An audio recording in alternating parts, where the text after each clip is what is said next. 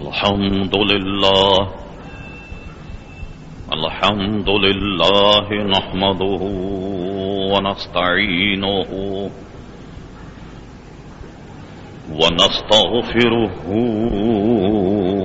ونؤمن به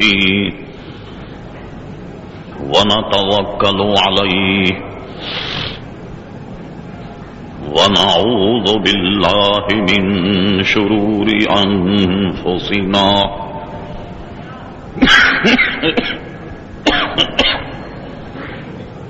ومن سيئات أعمالنا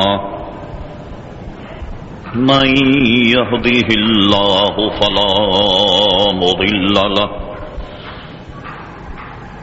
ومن يضلله فلا هادي له ونشهد أن لا إله إلا الله وحده لا شريك له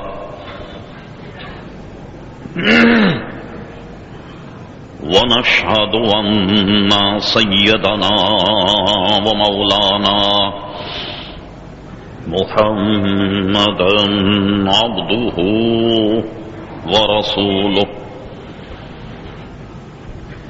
أرسله بالحق بشيرا ونذيرا صلى الله تعالى على خير خلقه سيدنا محمد وآله وصحبه أجمعين أما بعد فأعوذ بالله من الشيطان الرجيم بسم الله الرحمن الرحيم وننزل من القرآن ما هو شفاء ورحمة للمؤمنين ولا يزيد الظالمين إلا خسارا صدق الله مولانا العظيم وصدق رسوله النبي الكريم إن الله وملائكته يصلون على النبي يا أيها الذين آمنوا صلوا عليه وسلموا تسليما اللهم صل على سيدنا ومولانا محمد معدن الجود والكرم وآله وبارك وسلم صلاة وسلاما عليك يا سيدي يا رسول الله. محترم حضرات، رمضان مقدس کے بعد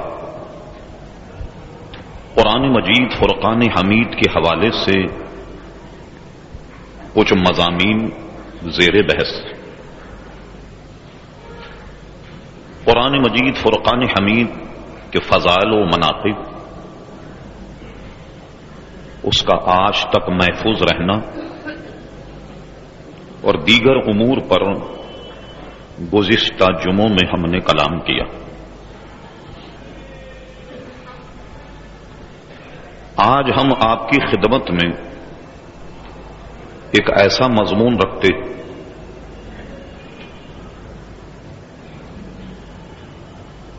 کہ جس کی ہم سب کو سخت ضرورت، اور اگر اس پر ہم نے عمل کر لیا بے شمار آفتوں سے، بے شمار حادثات سے بچ جائیں گے. آج مجھے جو بات عرض کرنی ہے وہ یہ ہے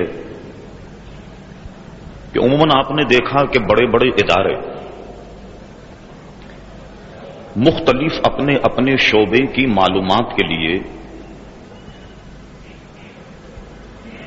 کچھ سیمینار قسم کے پروگرام منعقد کرتے. آغا خان یونیورسٹی کراچی، آغا خان اسپتال ایک بہت مشہور ہے، آپ جانتے. آغا خان یونیورسٹی نے آج سے 2 سال پہلے ایک بہت ہی عظیم الشان سیمینار منعقد کیا، اور اس میں وہاں کے ڈاکٹرز میرے پاس آئے، اور اس سیمینار میں خطاب کرنے کے لیے انہوں نے مجھ سے وقت لیا. اور اس میں چونکہ باہر کے امریکہ، لندن، جرمن، جانے کہاں کہاں کے اس میں اسکالر تھے، تو انہوں نے مجھ سے یہ کہا کہ ہم نے شہر کراچی میں مختلف لوگوں سے معلومات کی، اور ہمیں ایک ایسا لیکچرر درکار تھا کہ جو ہمارے سیمینار میں ہمیں یہ آن کر کے بتائے کہ قرآن مجید فرقان حمید کی آیات کیا یہ بھی ذریعے علاج ہیں؟ یعنی پڑھ کر دم کرنے سے کیا کسی مریض کو شفا ہوتی؟ دعا کرنے سے کسی مریض کو شفا ہوتی ہے؟ کیا تعویذ لکھنے سے یا تعویذ کے پینے سے کسی مریض کو شفا ہوتی؟ اور ایک یہ کہ آپ کے پیغمبر، کیونکہ وہ آغا خانی طبقہ ہے، آپ کے پیغمبر صلی اللہ تعالی علیہ وسلم نے طب کے معاملے میں، بیماری کے معاملے میں اور علاج کے معاملے میں انہوں نے کیا ارشاد فرمایا. یعنی عنوان یہ سمجھ لیجئے کہ قرآن مجید ذریعے علاج ہے یا نہیں، مختصر اس کا عنوان. تو وہاں ہم نے آغا خان یونیورسٹی میں 45 منٹ لیکچر دیا، اور تقریباً آدھ گھنٹہ جو ڈاکٹر، جو اسکالر وہاں موجود تھے، اپنے مضمون سے متعلق آدھ گھنٹہ ان کے سوالوں کا جواب دیا، جو ریکارڈ میں موجود ہے. اور آغا خان یونیورسٹی نے یہ کہا کہ ہم اس پر تحقیق کریں گے، اس کو ہم نے ریکارڈ کر لیا. تو قرآن مجید فرقان حمید کے حوالے سے میں نے مناسب سمجھا کہ وہ مضمون آج آپ تک پہنچایا جائے کہ وہ ہم سب کے لیے کتنا مفید ہے. اس کا فیصلہ اب آپ کریں گے. ارشاد باری تعالیٰ ہوا وَنُنَزِّلُ مِنَ الْقُرْآنِ مَا هُوَ شِفَاءٌ وَرَحْمَةٌ لِّلْمُؤْمِنِينَ. ہم نے اپنے نازل کیے ہوئے قرآن میں مومنین کے لیے شفا اور رحمت رکھی ہے. اب اس قرآن مجید فرقان حمید میں روحانی بیماریوں کا علاج ہے اور جسمانی بیماریوں کا بھی علاج ہے، جیسا کہ ہم آگے عرض کریں.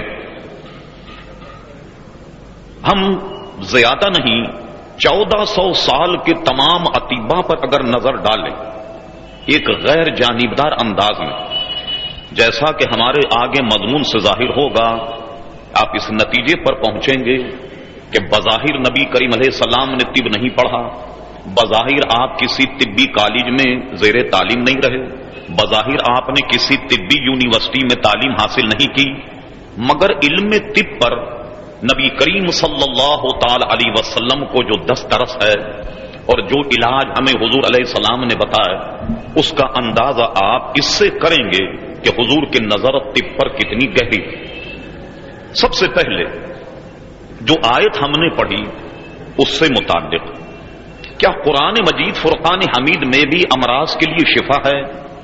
امام بخاری رحمت اللہ تعالی علیہ بخاری شریف میں ایک پورا باب باندھا، اور اس کا باب کا نام بھی رکھا باب طب، کہ ہم اس میں طب کا بیان کریں گے.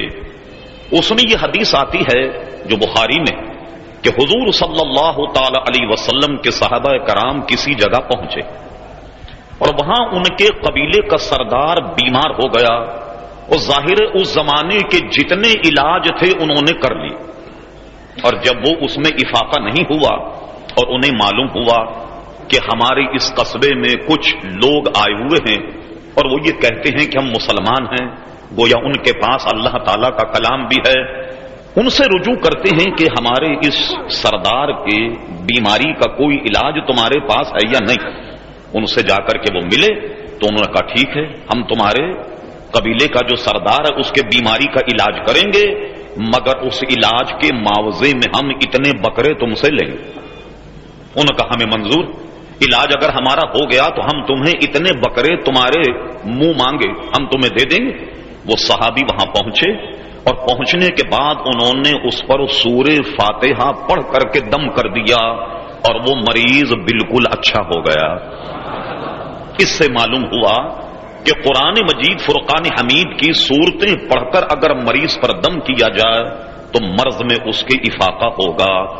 یہی امام بخاری اس باب میں اس حدیث کو بیان کرتے ہیں کہ حضور علیہ الصلاۃ والسلام کو وفات کے مرض نے جب بہت زیادہ شدت پہنچائی، یعنی جس مرض میں حضور علیہ السلام کا وصال ہوا اس میں شدت آ گئی، تو ہم نے دیکھا کہ حضور علیہ السلام پر جب مرض کی شدت آئی تو آپ نے قرآن مجید فرقان حمید کی آخری 2 صورتیں جن کو معوذات یا معوذتین کہتے ہیں، دونوں نام اس کے بخاری میں ہیں، تو حضور نے یہ دونوں صورتیں پڑھی، قل اعوذ برب الفلق، قل اعوذ برب الناس، اور ان کو پڑھنے کے بعد اس طریقے سے اپنے ہاتھوں پر دم کیا اور دم کرنے کے بعد اپنے پورے بدن پہ حضور علیہ الصلاۃ والسلام نے ان ہاتھوں کو پھیرا۔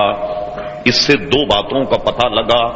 ایک بات تو یہ کہ نبی کریم صلی اللہ تعالی علیہ وسلم کا ایسا کرنا، اس سے پتہ لگا کہ مریض اگر کچھ صورتوں کو ہاتھ پر دم کر کے اپنے بدن پر پھیرے تو یہ حضور کا طریقہ ہے اور سنت سے ثابت ہے اور یقیناً اس سے بیماری میں افاقہ ہوگا۔ حضرت عائشہ صدیقہ فرماتی ہیں کہ ایک وقت ایسا آیا جب مرض نے اتنی شدت کی کہ حضور علیہ الصلاۃ والسلام اپنے ہاتھوں پر اس طریقے سے دم کر کے اپنے بدن پر پھیرنے کی بھی آپ میں سکت اس معنی کر نہیں رہی کہ ظاہری بدن میں ضعف اور کمزوری اتنا بڑھ گئی کہ جب حضور ایسا نہیں کر پائے تو میں نے پھر یہ کیا کہ ان دونوں صورتوں کو پڑھا جیسا کہ حضور علیہ السلام سے میں نے دیکھا، اور میں نے کیا کیا کہ ان صورتوں کو اپنے ہاتھوں پر دم کیا اور اپنے ہاتھوں پر دم کرنے کے بعد پھر حضور علیہ السلام کے بدن پر اس کو پھیرا۔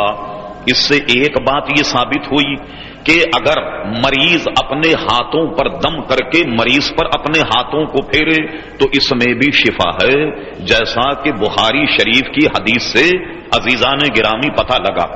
چونکہ ہمارے پاس وقت کی کمی اور مضمون ہے بہت لمبا، اس سے ہم نے صرف یہ آپ کو بتایا کہ قرآن مجید فرقان حمید میں جہاں دلوں کے لیے شفا ہے، جہاں روحانی امراض کے لیے شفا ہے، وہیں بیمار جو ظاہری بدن کی بیماریاں ہیں ان میں بھی قرآن مجید فرقان حمید میں شفا ہے۔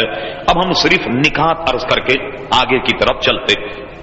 مثلا آپ نے دیکھا کہ کسی کو کوئی مرض اگر سمجھ میں نہ آئے تو قرآن مجید فرقان حمید میں قرآن کے حوالے سے 5 آیت شفا، ان کو زعفران سے لکھ کر اگر مریض کو پلا دیا جائے تو ایسا مرض جو کسی کے سمجھ میں نہ آ رہا ہو، آیات شفا کے مسلسل پلانے سے اللہ تبارک و تعالی اس کے مرض میں افاقہ فرمائے گا۔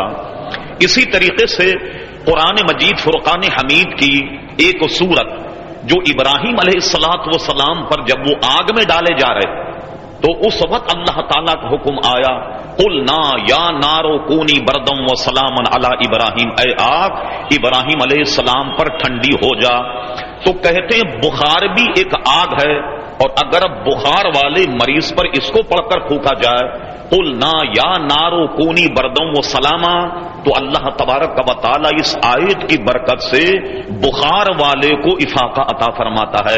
یا یہی زعفران سے لکھ کر کے اگر پلا دیا جائے تو مریض کو افاقہ ہوگا۔ اس کو ہم نے اس لیے عرض کیا کہ جو آیت ہم نے تلاوت کی اس کا تسلسل نہ ٹوٹنے پائے۔ صرف اس سے یہ ظاہر ہو گیا کہ قرآن مجید فرقان حمید جہاں اس میں ہدایت ہے، جہاں اس میں آیات محکومات ہیں، جہاں اس میں بے شمار مسائل ہیں، حیض و نفاس کے مسائل ہیں، ترکے کے مسائل ہیں، نماز روزے حج اور زکوٰۃ کے مسائل ہیں، انسانی اپنی معاملات اور معاشرتی مسائل ہیں، وہاں قرآن مجید فرقان حمید میں طب کے مسائل بھی موجود ہیں، یعنی یہ کہ اگر کوئی بیمار ہو تو قرآن مجید فرقان حمید کے ذریعے سے اس کا علاج کیا جا سکتا ہے۔ اب آپ آئیے طب کے حوالے سے نبی کریم علیہ الصلوۃ والسلام کیسے طبیب اعظم ہیں اور طب پر کتنی گہری نظر ہے، اس میں ہم صرف ایک حوالہ پیش کر کے آگے چلتے ہیں، صرف نمونے کے طور پر کہ آپ کی نظر امراض اور بیماری اور طب پر کتنی گہری تھی اس کو ہم عرض کرتے۔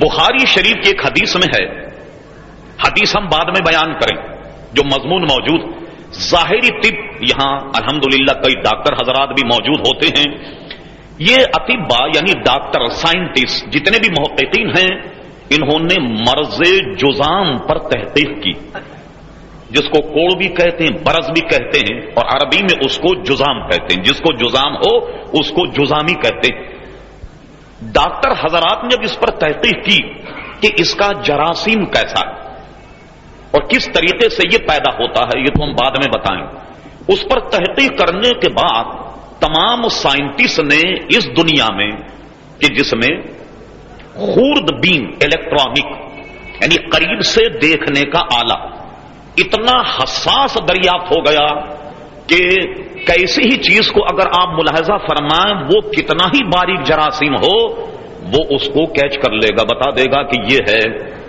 تو محققین نے لکھا کہ جذام کے جراثیم کو جب ہم نے پکڑا اور اس کو دیکھا تو وہ جذام کا جراثیم اتنا باریک ہے کہ سوئی کی نوک پر 700 جراثیم بیٹھ سکتے ہیں۔ یہ جو کوڑ پھیلتا ہے اس کا جراثیم اتنا باریک ہے کہ ہمیں اور آپ کو تو کیا نظر آئے، خورد بین کے ذریعے سے اس کو دیکھا جائے تو وہ اتنا باریک اور اتنا مہین ہے کہ سوئی کی نوک پر سینکڑوں جراثیم بیٹھ سکتے ہیں۔ ایک بات خورد بین دا کہتے ہم نے جب جراثیم کو دیکھا جذام والے تو ہم نے دیکھا کہ اس کی شکل بالکل شیر جیسی ہے، اس جراثیم کی شکل جو ہے وہ بالکل شیر کی طریقے سے، جیسے شیر ہو ایسا وہ جراثیم ہے۔ جب خوردبین سے اس کو دیکھا، یہ ڈاکٹر حضرات اس کی تحقیق کریں گے، اور اگر نہ ہو تو وہ جراثیم کی تحقیقات پر جو کتب ہے اس میں وہ اگر تلاش کریں گے تو اس کی تحقیق ہوگی کہ ہم نے یہ بات درست کہی ہے۔ چلیے یہ تو موجودہ سائنس اور سائنٹسٹ کا قول ہے۔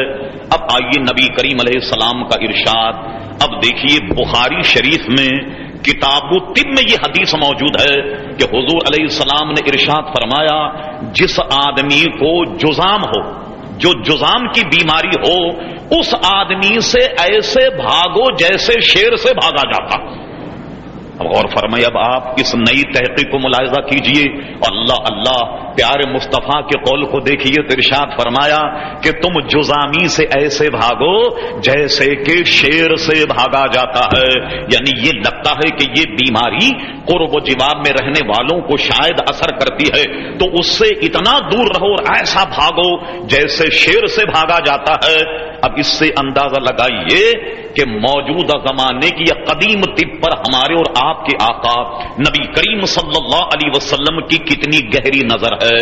اب آئیے طبیب اعظم کے اقوال، حضور نے ارشاد فرمایا ایک چیز ایسی ہے اگر آدمی اس کو استعمال کرے سوائے موت کے ساری بیماریوں کا علاج اس میں موجود ہے۔ موت ایک ایسی بیماری جس کا علاج نہیں ہے، آپ جانتے ہیں، اور قانون الہی ہے کل نفس ذائقۃ الموت، ہر جاندار کو موت کا مزہ چکھنا۔ ظاہر ہے کہ یہ تو ایک ایسی بیماری کہ اس کا علاج نہیں۔ فرمایا اگر موت کا کوئی دوا علاج ہوتی تو اسے ہونا چاہیے تھا، اور موت کے علاوہ تمام بیماریوں کا اس میں علاج ہے، مگر افسوس کہ وہ اتنی سستی اور وہ اتنی عام ہے کہ شاید مسلمانوں نے اس دوا کی قدر ہی نہیں کی۔ اور وہ دوا کیا ہے؟ وہ ہے کلونجی، جو پیاز کا بیج ہے، کالا دانہ۔ کالا دانا وہ پیاز کا بیج ہے جو اچار میں عموماً ڈالا جاتا ہے، تو پیاز کا وہ بیج ہے جس کو اردو داں اور اطباء جو ہیں اس کو کلونجی کہتے ہیں۔ تو فرمایا کہ کلونجی میں موت کے علاوہ تمام بیماریوں کی دوا موجود ہے۔ اب مجھے بتائیے ہم کتنے لوگ ہیں جو کلونجی کو استعمال کرتے ہیں؟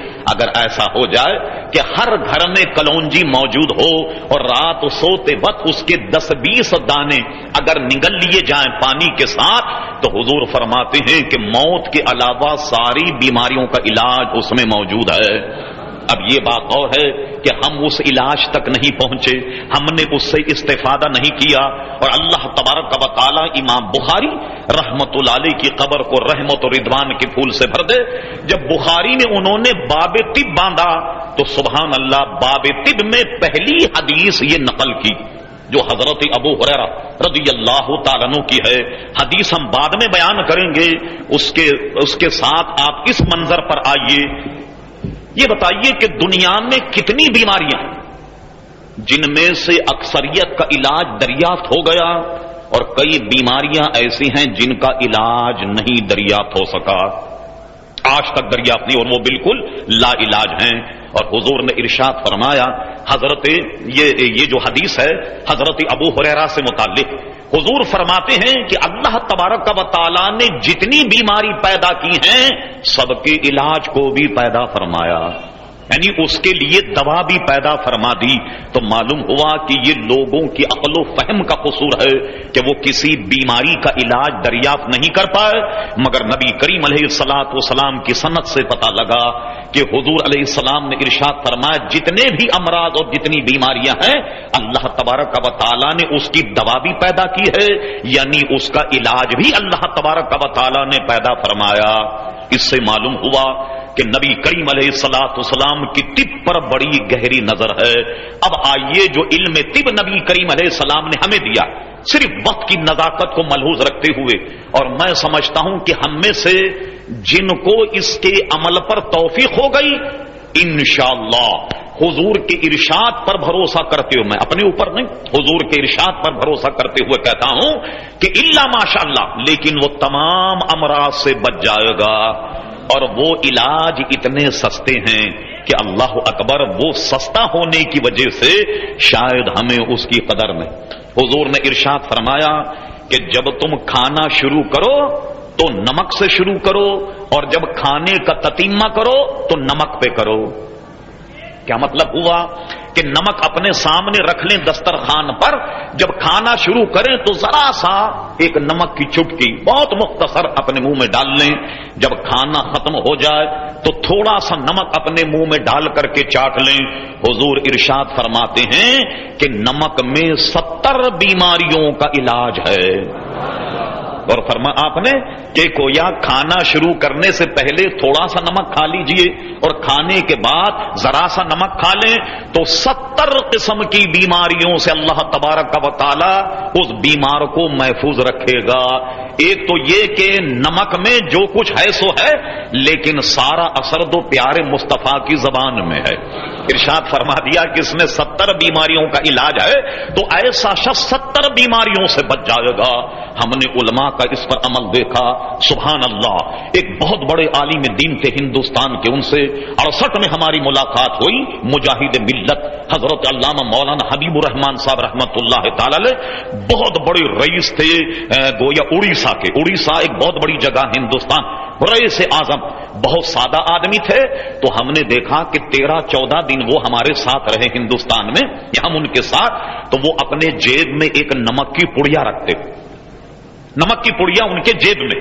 جب کھانا کھانے بیٹھے انہوں نے پڑیا جیب میں سے نکالی، تھوڑا سا نمک کھایا اور پڑیا بند کر کے رکھ دی۔ کھانا کھانے کے بعد میں پھر تھوڑا سا نمک چکھ لیا، اور پڑیا نمک کی ان کے جیب میں ہوتی۔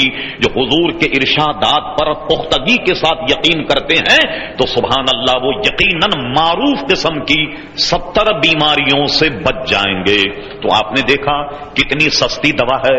کون ایسا شخص ہے جس کے گھر میں نمک موجود نہ ہو؟ یہ ڈاکٹر حضرات یہاں موجود، ہم اس کی بات نہیں کرتے کہ کسی کو ڈاکٹر نے نمک کھانے سے منع کیا ہو مگر 1 2 4 ذرے تو اتنا زیادہ نقصان دہ نہیں ہیں، تو نمک سے شروع کرو، نمک پر ختم کرو، اور مان لیا جائے کہ آپ کے پاس اگر دسترخوان پر نمک نہ ہو تو آپ یہ تو کر سکتے ہیں کہ نمکین سے شروع کریں، نمکین پر ختم کر دیں۔ بھئی نمکین تو کوئی نہ کوئی دسترخوان پر ہوگا، سالن ہوگا، بریانی، کوئی چیز، تو آپ اپنے کھانے کا آغاز نمکین سے شروع کیجئے، نمکین پر ختم کیجئے، اور حضور کے اس ارشاد پر عمل کرتے ہوئے اللہ کے کرم سے آپ 70 بیماریوں سے بچ گئے۔ یہ کتنا بڑا انعام ہے نبی کریم صلی اللہ علیہ وسلم کا۔ اب آئیے کچھ اور اس گفتگو کو ہم آگے بڑھائیں۔ عزیزان محترم، ہم اور آپ جس معاشرے میں آپ نے دیکھا کہ اس میں ایسی بیماریاں ہیں کہ بظاہر اس کا علاج ایسا لگتا ہے کہ ابھی ایجاد نہیں ہوا، اور بہت سی ایسی بیماریاں جو خود ہم نے قدرت سے ایسا لگتا ہے کہ مانگ کر کے لی۔ اب دیکھیے ہمارے طبیب اعظم فرماتے ہیں 2 چیزوں سے بچا جائے، یقیناً آپ یاد کر رہے ہوں گے اور یہ تقریر ریکارڈ بھی ہو رہی، بعد میں بھی آپ کو دی جا سکتی ہے۔ فرمایا کہ جب تم لیٹو، سو یا آرام کرو تو ایسا لیٹنے سے، ایسا آرام کرنے سے بچو کہ کچھ حصہ دھوپ میں ہو اور کچھ حصہ سائے میں ہو، یا تو پورے دھوپ کے نیچے آ جاؤ یا پورے سائے کے نیچے آ جاؤ۔ اگر تم ایسے لیٹے کہ کچھ حصے پر دھوپ کا اثر ہو، کچھ حصے پر سائے کا اثر ہو تو بیمار ہو جاؤ گے، یعنی ایک مرض ایسا لگے گا تم بیمار ہو جاؤ گے۔ تو کچھ سائے کچھ دھوپ میں بیٹھنے سے بھی آدمی کا مرض پیدا ہوتا ہے۔ اب آئیے اسی جزام جو سفید داغ یہ پیدا کیسے ہوتا ہے؟ عربی کا ایک مقولہ ہے، اگرچہ یہ حدیث نہیں لیکن علماء بھی فرماتے کہ مچھلی کے اوپر دودھ نہ پیا جائے۔ عربی کے ایک مقولے میں بھی ہے یہ، اور ہم نے علماء کا عمل دیکھا۔ حضرت علامہ مولانا ضیاء الدین صاحب مدنی رحمت اللہ تعالی بھی منع فرماتے تھے کہ مچھلی پر دودھ نہ پیا جائے، یہ بھی مرض کو پیدا کرتا ہے۔ اب آئیے نبی کریم علیہ السلام نے ارشاد فرمایا کہ دھوپ کے پانی کو استعمال کرنے سے بچا جائے۔ جو پانی دھوپ میں گرم ہوا اس کو استعمال نہ کیا جائے، یعنی اس وضو سے اس کے پانی سے وضو نہ کیا جائے، اس پانی سے غسل نہ کیا جائے، اس پانی کو پیا نہ جائے۔ اور اگر تم نے دھوپ کے گرم پانی کو استعمال کیا تو اس سے بھی برس پیدا ہوگا، اس سے جزام پیدا ہوگا۔ میں یہ نہیں کہتا دعوے سے کہ جس کو بھی جزام ہے وہ دھوپ ہی کی وجہ سے ہے، مگر جزام کی پیدائش کا ایک سبب گرم پانی ہے، مگر وہ کون سا گرم پانی؟ کہ جو دھوپ میں گرم ہو۔ اچھا، جو دھوپ میں گرم ہو اس کی تعریف کیا ہے؟ یعنی جو دھات کے برتن میں دھوپ میں گرم ہو، جیسے عموماً ہمارے یہاں لوہے کی یا جس کی ٹنکیاں ہوتی ہیں ان میں پانی گرم ہو جاتا، اس پانی سے نہانے سے بچا جائے، اس پانی کو پینے سے بچا جائے، اس پانی سے وضو کرنے سے بچا جائے۔ البتہ اگر اس کو استعمال کرنا ہو تو اس کا طریقہ یہ ہے کہ دھوپ کے پانی کو کسی بالٹی میں نکال لیا جائے، اور نکالنے کے بعد جب وہ ٹھنڈا ہو جائے تو ٹھنڈا ہونے کے بعد پھر اس میں غسل جائز ہو جائے گا، یعنی غسل درست ہے، اس میں ممانعت ختم ہو جائے گی، وضو بھی درست ہو جائے گا، پینا بھی اس کا درست ہو جائے گا۔ بلکہ یہاں تک فرمایا گیا کہ دھوپ میں گرم پانی اتنا نقصان دہ ہے کہ آدمی اگر اپنے کپڑے کو اس میں دھوئے اور کپڑے کو دھونے سے کپڑے میں جو گرمی باقی ہے اس گیلے کپڑے کو بھی بدن پر نہ پہنا جائے۔ دیکھیے ہمارے طبیب اعظم رحمت للعالمین صلی اللہ تعالی علیہ وسلم نے اس پانی کو استعمال کرنے سے منع فرمایا کہ جو دھوپ کی گرمی سے گرم ہو جائے، لہذا اس کو ٹھنڈا کر کے استعمال کیا جائے۔ اب آئیے ہم ایک دوسرا رخ بدلتے، اور یہ بھی وقت کی کمی کی وجہ سے۔ آپ نے دیکھا کہ اطباء نے ویکسینیشن ٹیکہ ایجاد کیا۔ مشہور ٹیکے جو اس وقت دنیا میں وہ کیا ہیں؟ ایک ہے پولیو کا ٹیکہ اور ایک ہے چیچک کا، یا اس سے ملتے ہوئے کچھ امراض۔ اور اس میں شک نہیں، یہ ناشکری ہوگی کہ اطباء سائنٹسٹ نے اس دنیا میں اتنی ترقی کر لی، اتنی ترقی کر لی کہ کسی کو چیچک کا ٹیکہ لگ جائے تو اس کو زندگی بھر چیچک نہیں ہوگی، اور یہاں تک کہ اس میں کامیابی حاصل کر لی کہ گویا چیچک کے علاج کرتے کرتے اتنے عروج پر پہنچا موجودہ زمانے کے سائنٹسٹ اور طب کہ دنیا سے چیچک کو انہوں نے بالکل ختم کر دیا. کیوں صاحب بات درست ہے یا نہیں؟ یہ بہت بڑا کمال کہ ورنہ چیچک سے ہزاروں آدمی کیا لاکھوں اندھے ہو گئے, لاکھوں انسان جو دیکھیے ان کے چیچک کے داغ اب تک ان کے منہ پر پائے جاتے ہیں جن کا اب تک اس کا علاج نہیں تھا. لیکن جب اس کا ٹیکہ لگ گیا, چیچک کا ویکسینیشن نے وہ کمال بتایا کہ پوری دنیا سے چیچک ختم ہو گئی. بہت اچھی بات. اچھا اب آئیے دوسرا ٹیکہ. اب روز اخبار میں پڑھتے ہیں یا نہیں کہ پولیو کے ٹیکے لگائیے یا اس کے قطرے پلائے جاتے ہیں یا اس کا ٹیکہ لگتا, اور اس میں کوئی شک نہیں کہ جناب پولیو کا ویکسینیشن کسی کے لگ جائے, ٹیکہ لگ جائے, اس بچے کو پولیو نہیں ہوتا. ٹھیک, چلیے آپ بہت زیادہ تحقیق کی دنیا میں چلے جائیں, زیادہ سے زیادہ آپ کو ٹیکہ لگانے کے بعد جن امراض سے نجات مل جائے اس کی تعداد 5 ہوگی, 10 ہوگی, اس سے زیادہ نہیں, اس سے زیادہ نہیں. اچھا یہ بتائیے کیا ایڈز کا ٹیکہ ایجاد ہو گیا؟ نہیں ایجاد ہوا کہ کسی کو ایڈز کے مرض کا انجیکشن لگا دیا جائے تو زندگی بھر اس کو ایڈز کی بیماری نہیں ہوگی, کسی کو انجیکشن لگا دیا جائے تو اس کو کینسر نہیں ہوگا. کوئی ایسا ٹیکہ جاری ہوا؟ کوئی ایسا ٹیکہ جاری نہیں ہوا, کوئی ایسا ویکسینیشن جاری نہیں ہوا کہ وہ اس کو لگا دیا جائے تو وہ بیماری اس کو نہیں لگے گی.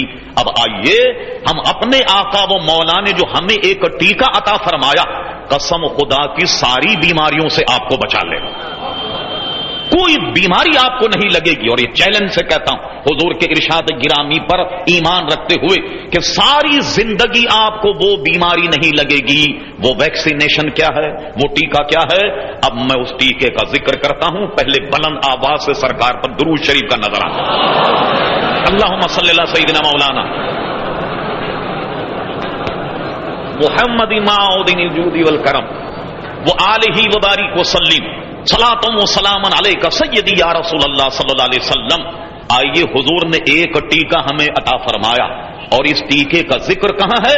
یعنی کوئی ایسی ویسی بازاری کتابوں کی نہیں جس پر اعتماد نہ کیا جائے.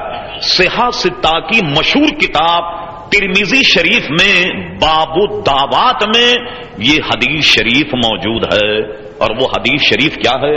سبحان اللہ, حضور صلی اللہ علیہ وسلم نے ارشاد فرمایا تم کسی شخص کو بھی کسی آفت کسی بلا میں مبتلا دیکھو, یہ دعا پڑھ لو, جب تک وہ زندہ ہے وہ مصیبت اسے نہیں لگے گی.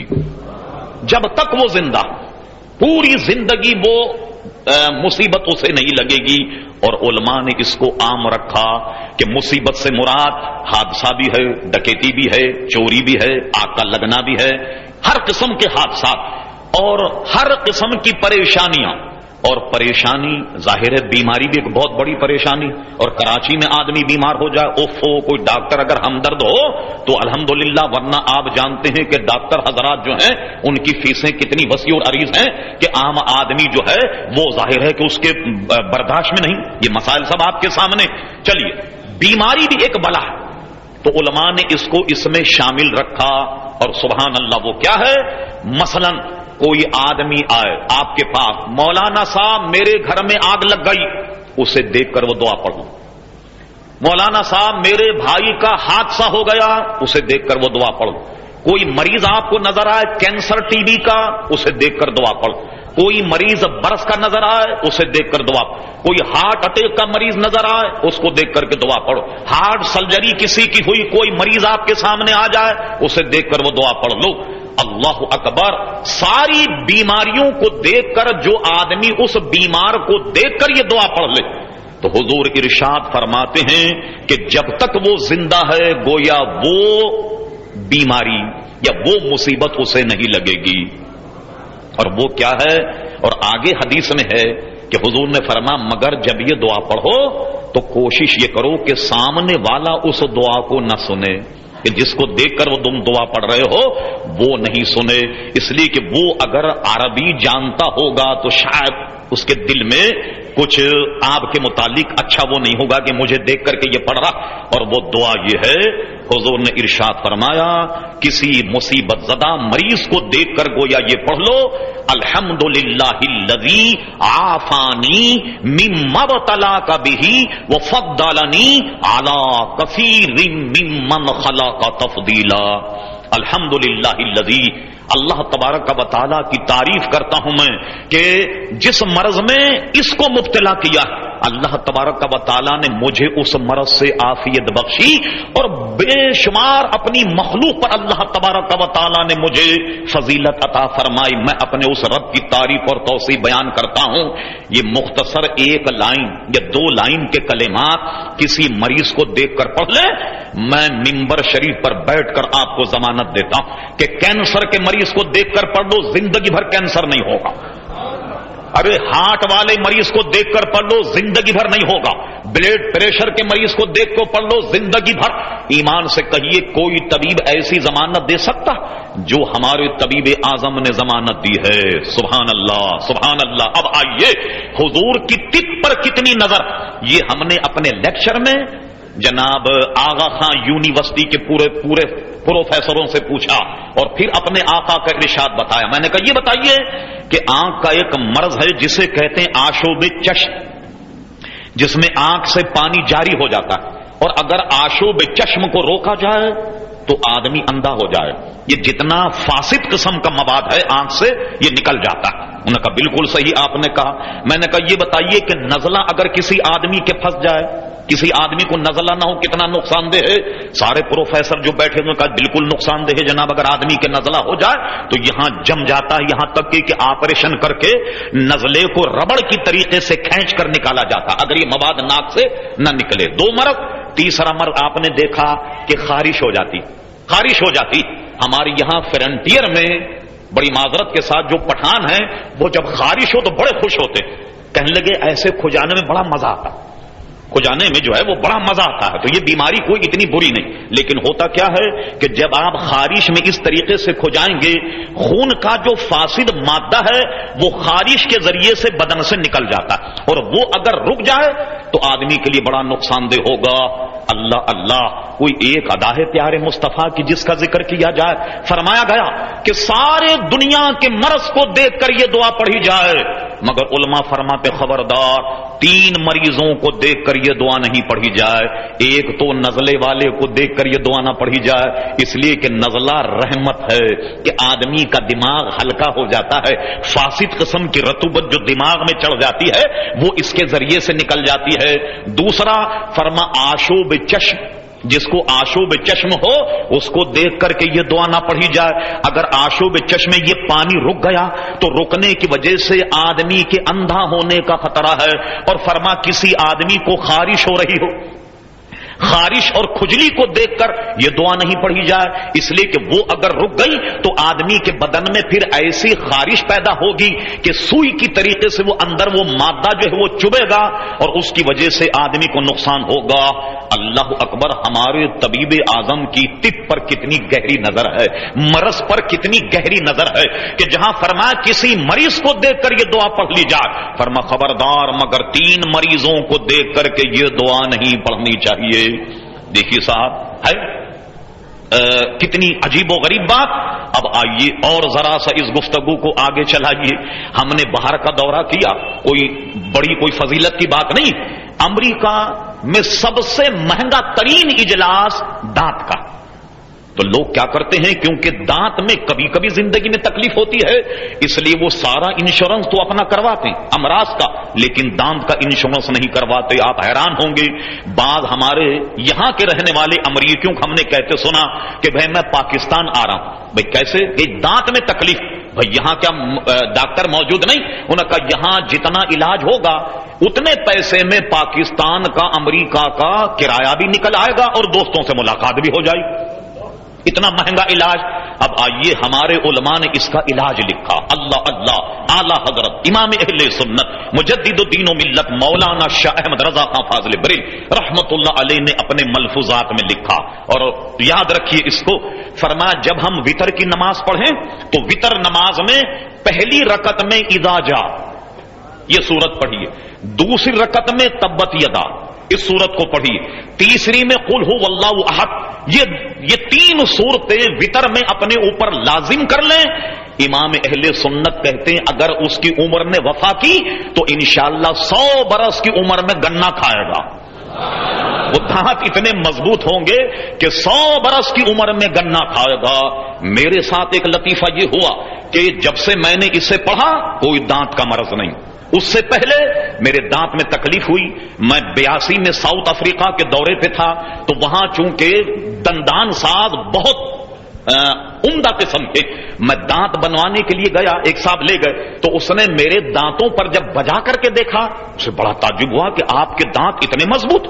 تو میں نے اسے بتایا کہ ہمارے شیخ نے یہ علاج لکھا، تو میں یہ علاج، یہ دعا میں پڑھتا ہوں، اس کے بعد میرے دانت میں تکلیف نہیں، اتنے مضبوط دانت۔ بجا کر اس نے دیکھ، کہنے لگے وہ طریقہ کیا ہے؟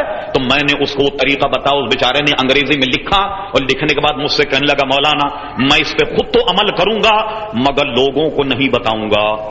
میں نے کہا کیا بات؟ کہنے لگا اگر میں نے یہ لوگوں کو بتا دیا تو کیا گھاس کھاؤں گا؟ جب سبھی کے دانت مضبوط ہو گئے تو میں کھاؤں گا کہاں سے؟ میں نے کہا یہ تمہاری کنجوسی ہے، یہ ہمارے پیارے مصطفیٰ کی ادا ہے اور تمہیں بتانا چاہیے، اور روزی دینے کا مالک اللہ تبارک و تعالی۔ اور آگے چلیے، یہ آنکھوں کے امراض کتنے؟ ہم تو اہل سنت، آپ یقین کیجئے بات تو بہت بری، اپنے آپ کو کہیں اہل سنت کہلانے ہمیں شرم آتی، اور دوسروں کو دیکھی کیسے ببانگ دہل جو اپنا مسلک ہے وہ بیان کر دیتے ہیں۔ ہمارے یہاں مشرب یہ ہے کہ جب حضور کا نام لیا جائے تو انگوٹھے چومے جائیں، اس طریقے سے انگوٹھے چومے جائیں۔ حضرت علامہ محقق علی قاری رحمۃ اللہ علیہ نے حدیث نقل فرمائی، وہ فرماتے ہیں کہ حضرت بلال نے اذان کی، آپ کی اجازت سے صرف 1-2 منٹ اور، حضرت بلال نے اذان کہی، صدیق اکبر نے اشہد ان محمد رسول اللہ صلی اللہ علیہ وسلم پر انگوٹھے چومے اور آنکھ سے لگایا اور یہ دعا پڑھی صلی اللہ علیہ یا رسول اللہ، دوبارہ وہ جملہ کہا، پھر انہوں نے انگوٹھے کو چوما اور کہا قرۃ عینی بک یا رسول اللہ۔ حضور نے فرمایا جو ایسا کرے کل قیامت میں ہم اس کے شفیع ہوں گے، اور حدیثوں میں ضمانت دی گئی، اور ہماری فقہ کی کتابوں میں یہ مسئلہ موجود ہے کہ اذان اور اقامت میں جو آدمی لازم کر لے حضور کے نام کو چومنا وہ تمام آنکھوں کی بیماریوں سے محفوظ ہو جائے گا۔ اللہ اللہ، اگر ان چند عزیزان گرامی اصول کو اپنا لیا جائے تو مجھے بتائیے ہزاروں بیماریوں سے ہماری نجات ہو جائے، سینکڑوں امراض سے ہماری نجات ہو جائے، سینکڑوں حادثات سے ہماری نجات ہو جائے۔ اصل میں ہم یا تو دین کو نہیں سمجھ پائے، مقام مصطفیٰ کو نہیں سمجھ پائے، تو دامن مصطفیٰ سے اتنا وابستہ ہو جاؤ کہ اپنی زندگی کی ہر ادا پیارے مصطفیٰ کی اداؤں میں ڈھال لو، پھر دیکھو اللہ کی رحمتیں کیسے نازل ہوتی، پھر دیکھو کہ اللہ تبارک و تعالیٰ کی برکتیں کیسے نازل ہوتی ہیں۔ اس سے مختصر مضمون سے آپ نے سمجھ لیا کہ ہمارے طبیب اعظم یعنی نبی کریم صلی اللہ علیہ وسلم کی علم طب پر کتنی گہری نظر ہے، اور اگر ہم نے اس پر عمل کر لیا بے شمار آفتوں سے، بے شمار بیماریوں سے بچ جائیں گے، اور مجھے امید ہے کہ آپ اس پر عمل کریں گے۔ اچھا، اب کل مجھے یہ احساس ہوا کہ میں جب یہ تقریر کروں گا تو اب آپ لوگ کہیں گے مولانا وہ دعا دیجئے، بھئی ہوگا یا نہیں ہوگا؟ اس لیے میں نے کافی تعداد میں چھاپ کر کے وہ دعا آپ کے لیے تیار رکھی ہے۔ جب یہاں سے جائیں تو دونوں راستوں پر ہمارے بچے کھڑے ہوں گے، دعا کا یہ کارڈ لیتے ہوئے جائیے اور انشاءاللہ آپ دعا دیتے رہیے۔ وما علینا الا البلاغ۔ کار ذکر تمہارا ہر ذکر سے ہے یہ پیارا، سرکار یہ ذکر تمہارا